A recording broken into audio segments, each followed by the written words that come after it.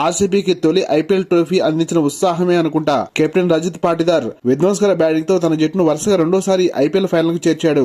అసాధారణ షాట్లతో అల్లాడించిన పాటిదార్ దెబ్బకు గుజరాత్ వణికిపోయింది. క్వాలిఫైర్ 1 లో భాగంగా టాస్ ఓడి మొదట బ్యాటింగ్ చేసిన ఆర్సీబీకి కింగ్ విరాట్ కోహ్లీ 43 పరుగులతో మంచి ఆరంభమే అందించినప్పటికీ ఇన్నింగ్స్ సాగే కొద్దీ గుజరాత్ బౌలర్స్ కట్టుదిట్టంగా బౌలింగ్ చేశారు. 14వ ఓవర్ వరకు ఇరు జట్లు తమ ఆధిపత్యం కోసం పోరాడాయి.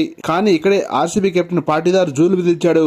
టెక్నికల్ గా అద్భుతంగా ఆడిన పాటిదార్ కొట్టిన కొన్ని షాట్స్ చూస్తే బ్యాట్ లో ఏదో అద్భుతం ఉన్నట్లు అనిపించింది. ఆల్రౌండర్ కృణాల్ పాండే సహకారంతో చెలరేగిపోయిన పాటిదార్ 33 బంతుల్లో 5 4లు 9 సిక్సర్లతో 93 పరుగులు చేసి అజేయంగా నిలవగా ఆర్సీబీ జట్టు 20 ఓవర్లలో 5 వికెట్ల నష్టానికి 254 పరుగులు భారీ స్కోర్ సాధించింది. చివరి 6 ఓవర్లలో ఏకంగా 114 పరుగులు సమర్పించిన గుజరాత్ బౌలర్స్ ఆర్సీబీని ఆపడంలో తేలిపోయారు. 255 పరుగుల భారీ లక్ష్యంతో బరిలోకి దిగిన గుజరాత్ జట్టు ఆర్సీబీ బౌలర్స్ ను ఎదుర్కోవడంలో ఉక్కిరిబిక్కిరైపోయింది. ఓపెనర్ సాయి సుదర్శన్ భారీ షాట్ కొట్టే ప్రయత్నంలో తన బ్యాట్ వికెట్ తాకి అవుట్ అవ్వగా కెప్టెన్ శుభ్మన్ గిల్ భువనేశ్వర్ కుమార్ మాయలు పడిపోయి పెవిలియన్ చేరాడు.